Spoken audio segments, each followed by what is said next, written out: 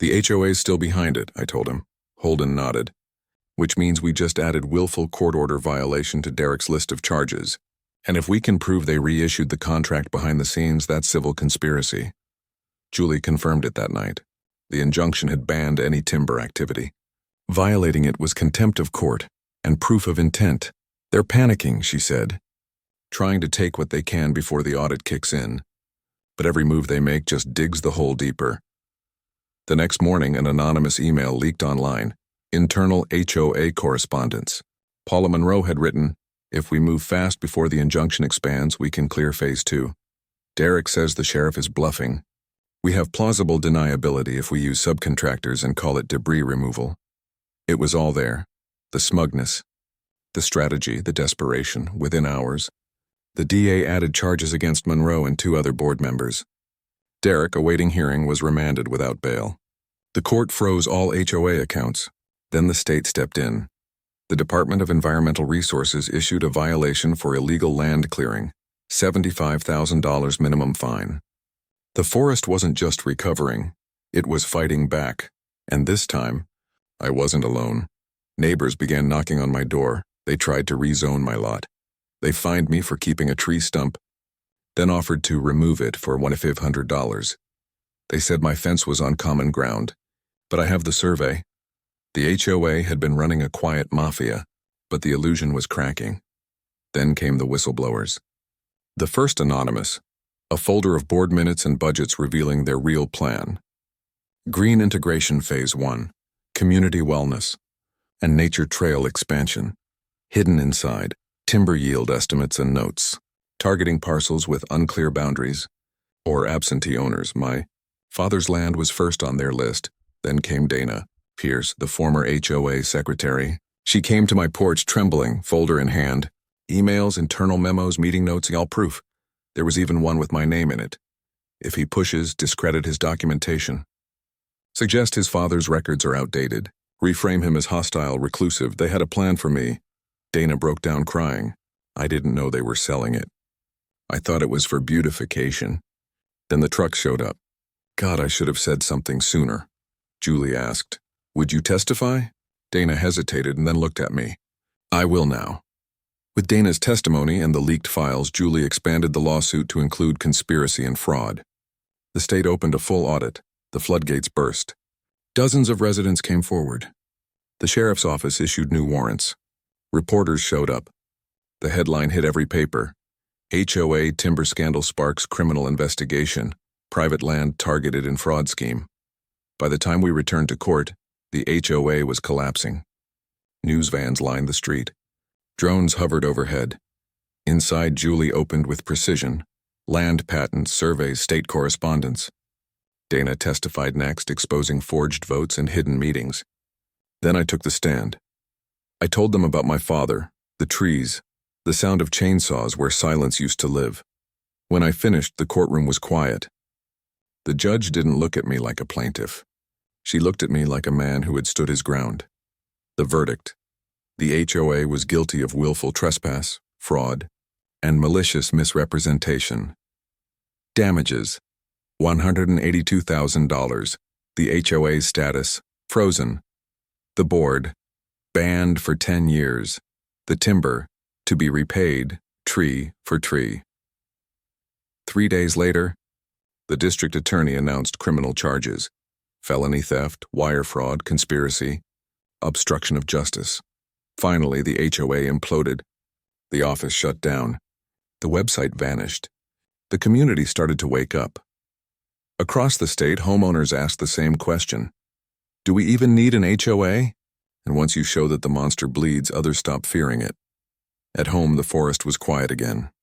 The logging trails were blocked. I began replanting red maple, sugar pine, white oak. Neighbors helped. Dana brought her son. Mr. Bell showed up with gloves and a back brace. Marcy, who hadn't stepped into the woods in 10 years, came just to feel like part of it again. By week's end, 50 new trees stood where the old ones had fallen. The HOA was gone. A new community committee formed, transparent, limited, accountable. They offered me money. I refused it, but I accepted their apology and their written acknowledgement of everything they'd done. It was signed, notarized, and read aloud at the next town hall. I didn't attend. I didn't need to. Instead, I sat on my porch, watching sunlight drift through the trees, the ones that still stood, the ones I'd planted, and the ones that would outlive me. Months later, a woman came by. Emily, daughter of one of the logging crewmen. She handed me 5 saplings wrapped in cloth. "For the trees we took," she said softly. "I planted them in the far corner, where the evening light hits just right." I didn't name them. Some roots come with silence. Time passed. Derek took a plea deal and left town. The neighborhood changed. People started talking again, sharing lemonade, painting benches, walking the trails together. One night I stood at the forest's edge at dusk. Boone sat beside me, tail sweeping the leaves. The new trees stood small but defiant against the fading light. And I realized I wasn't angry anymore. Because what they tried to steal didn't just survive. It grew. They thought they could take my trees. They thought they could own my land. But all they did was awaken a forest. And now, it was growing again. The judge leaned back in his chair, flipping slowly through the binder of evidence Julie had prepared. Each section was tabbed and cross-referenced: land patents, timber manifests, email chains, and the HOA's own financial statements. The courtroom was silent except for the soft hum of the ceiling fans and the rustle of papers. When he finally spoke, his voice carried the kind of weight that settles everything. "This court finds sufficient grounds to proceed with full civil action against Willow Creek HOA and its listed officers. Temporary ownership rights and control over the disputed parcel revert immediately to Mr. Callahan. All development activity is to cease until final judgment." Julie exhaled quietly beside me. It wasn't the end, but it was a solid beginning. Outside the courthouse, the wind was sharp, the kind that makes flags snap against their poles. News vans lined the curb. Cameras pointed at the steps. I kept my head down, hand on Boone's leash, and walked straight to my truck. I didn't need sound bites or sympathy. I had my land back and the law on my side. Over the next few weeks, the investigation deepened. Holden's team uncovered a pattern: other neighborhoods, other HOAs using the same community trust scheme. Timber, gravel, even lakefront soil had been quietly stripped and sold off under fake permits. It wasn't just greed. It was an operation. Julie worked late every night. Her office lights burned long after the courthouse closed, and each morning she'd show up at my place with another file, another subpoena, another confession from a panicked board member trying to save themselves. It turned out Derek Tully had opened multiple shell companies, all under the guise of improvement initiatives. One was for landscaping, another for materials procurement. Every one of them was tied to his personal bank accounts. When the FBI got involved, the scope finally hit me. What had started as one man's stolen trees had become a federal fraud case spanning 3 counties. By late summer, the county returned my property fully cleared of liens and false filings. The yellow tape was gone, the machinery confiscated, and the air finally felt like mine again. I spent a week replanting new saplings where the old oaks had stood. Boone lay in the grass watching me, tail flicking lazily like he knew the fight was finally over. Julie visited that evening. She set a small envelope on the porch table. Inside was a certified check labeled Restitution Settlement. I slid it back to her. "I didn't do this for money," I said. "I know," she replied. "But you did it for everyone who never had the chance to fight back." The sunset broke through the trees, new leaves just starting to catch the light. For the first time in months, I could breathe easy. The HOA was dissolved within the year. Derek Tully was convicted on multiple counts and sentenced to prison. The county redistributed his personal holdings to cover restitution for the residents whose dues he'd stolen. Holden got a commendation. Julie got a statewide reputation as the attorney who brought down a criminal HOA network. And me? I got my woods back. My father's land. My peace. They say every forest tells a story, of storms, of survival, of roots that hold even when the ground shifts. Mine told one of justice, and this time, it wasn't just carved into the trees. It was written in law. "This is not just about one homeowner's trees," the judge said. "It's about the integrity of property law." This HOA believed they could invent jurisdiction, rewrite boundaries, and profit from deception. But land isn't transferred by assumption. It's protected by law. Derek's attorney tried to argue that the easement boundaries were unclear and that my father's filings were outdated, but the judge wasn't buying it. He ruled in our favor on every point. Parcel 14F remains private with sole ownership belonging to Mr. Callahan, he declared. All acts committed by the HOA on this land constitute unauthorized entry and resource theft. He ordered the HOA to pay $138,000 in damages, issue a public apology, and suspend all board members involved pending criminal outcomes. But the most powerful moment came after the ruling. I walked out of that courthouse head high, Julie at my side, and saw two of my neighbors waiting at the bottom of the steps, Mr. Bell and an older woman named Marcy, whose fence line backed up to the greenbelt. Bell extended his hand. "I'm sorry I didn't speak up earlier." Marcy nodded, tears in her eyes. "They cut down 3 of my trees, too. I didn't think anyone would believe me." I looked at them both. "They will now. Because when someone fights back, really fights, people remember. Not just the ones who watched in silence, but the ones who think about trying it again, especially if they wear clipboards like armor and think a fake title can buy my real land. Because now the law was on my side, and the forest was mine again." 3 days after the court ruling, I thought the storm had passed. Julie was preparing follow-up filings. The county had appointed an oversight committee to audit all HOA board activity. Derek Tully was out on bond, silent as a ghost. I'd started walking my woods again in the mornings, trying to reconnect, to reclaim the silence they had tried to steal. But then came the call, Sheriff Holden again. His voice, usually calm, was edged with disbelief. "You're going to want to come see this," he said. "They're back." "What do you mean?" "They're cutting again. New crew, same site." I was already grabbing my boots. We arrived together at the southern ridge, me in my truck, Holden and 2 deputies right behind. The engine noise was unmistakable this time. No attempt to muffle it, just raw chainsaws howling through the tree line like a machine tearing into memory. We followed the sound to the clearing near the old quarry trail. And there they were, a new crew, 6 men, heavier equipment, a full-size skidder, and a semi already loading cut logs. The stumps were still wet. Another 5 trees already fallen. My trees. Holden didn't hesitate. He motioned to his deputies, pulled his radio from his shoulder and shouted, "Shut it down now." The lead sawman froze. One of the loaders cut the engine. The rest looked around in confusion. The man directing the job wore a golf shirt, khakis, and a lanyard. "Back away from the machinery," Holden ordered, "and keep your hands where I can see them." "I have paperwork," the man stammered, already reaching into his bag. I stepped forward. "Let me guess. HOA development contract?" He nodded like that meant something. Mr. Tully authorized a secondary cleanup crew before his suspension. "We're operating under his last signed directive."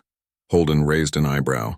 "You're telling me you received orders from a man under criminal indictment to cut timber from land already ruled private by a superior court?"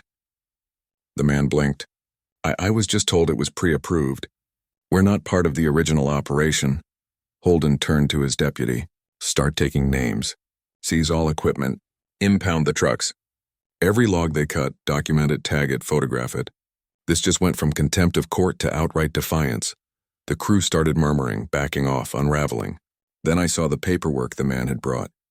It wasn't even new. A copy of the original forged permit.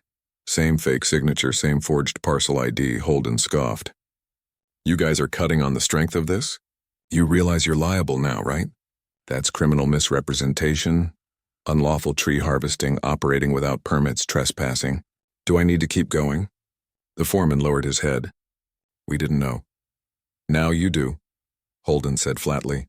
They towed both trucks out that day. One loaded, one empty. The loader and skidder were chained and winched onto flatbeds for impound. Deputies marked each stump with spray paint and tags, 11 trees. 11 more souls cut from my father's forest.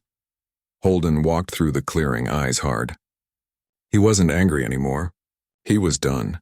Done with the lies, the arrogance, the HOA that thought the law didn't apply to them. "We'll be charging them individually," he said. "Separate counts." When I came back to Willow Creek, the trees were the only thing that hadn't changed. Everything else, the roads, the homes, the plastic HOA signs every few feet, felt like some kind of forced illusion, like the neighborhood had been poured from a suburban mold. but not the trees. The trees were still mine.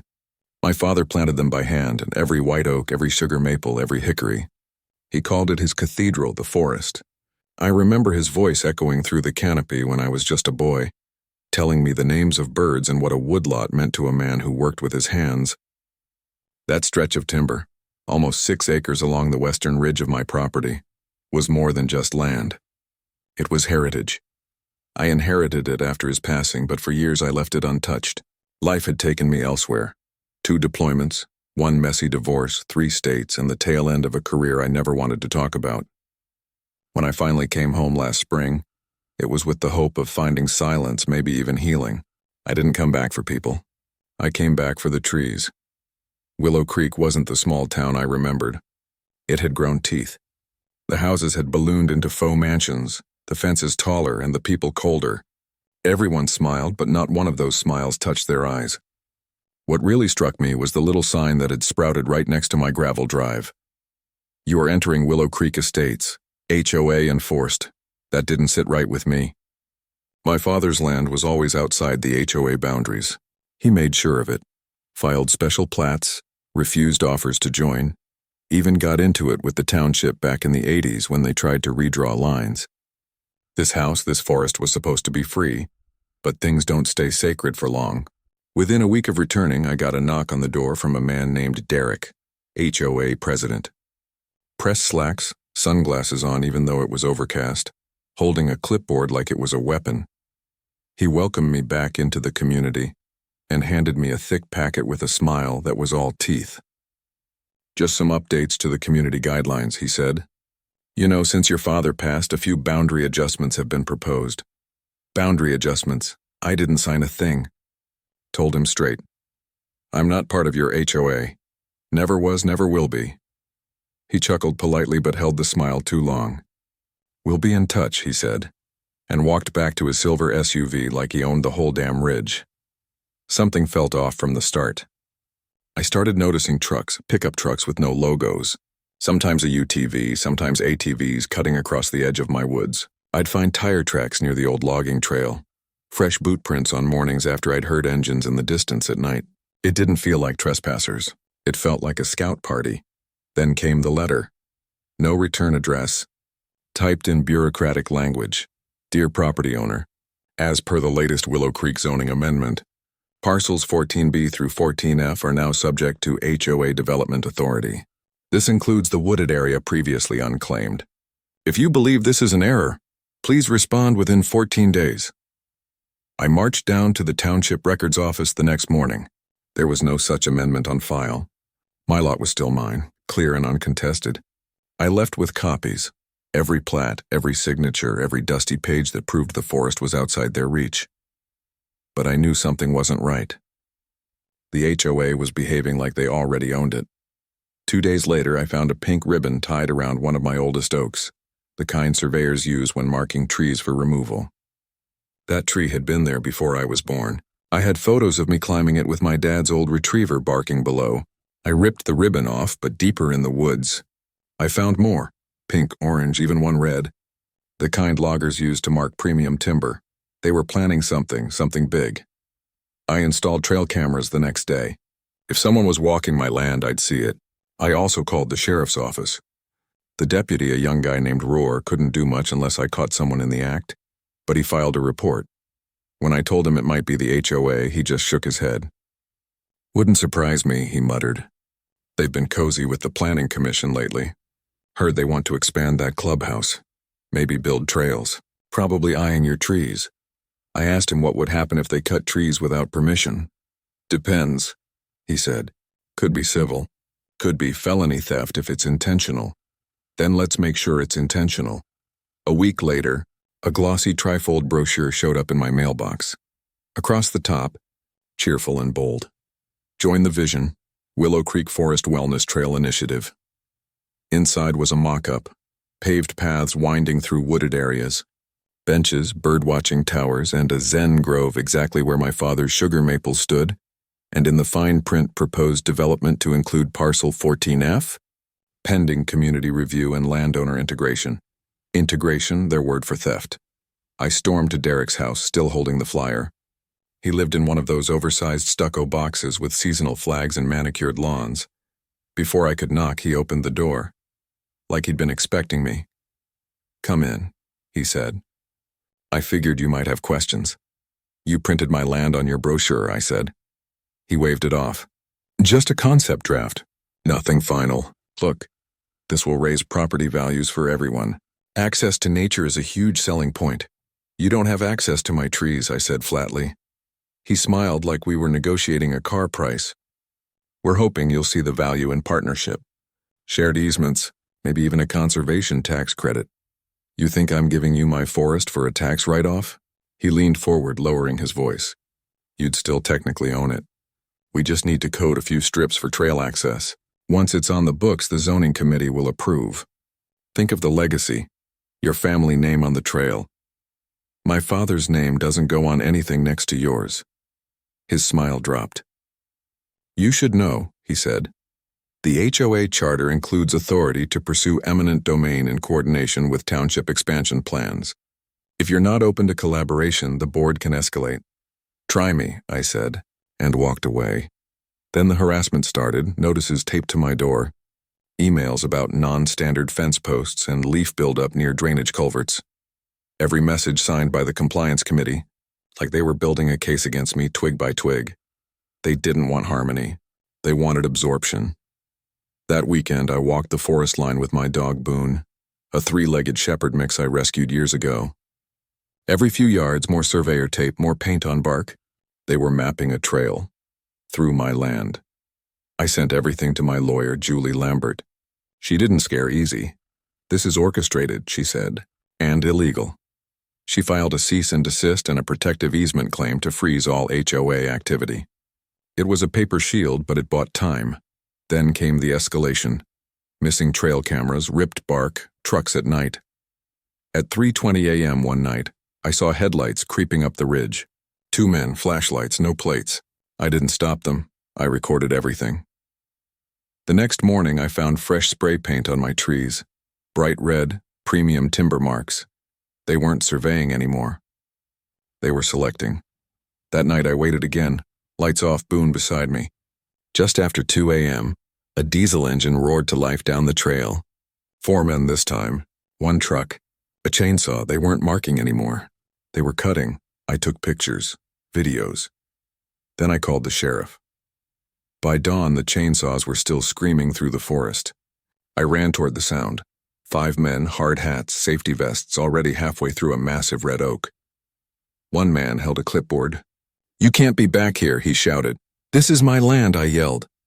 "What the hell are you doing?" He waved a laminated paper. "We have a work order. HOA authorized clearing for trail systems. All permits signed." I looked at it. Official headers, fake signatures, and the wrong parcel ID. "This is a forgery," I said. The man shrugged. "Not my call." "We're contracted." I started filming.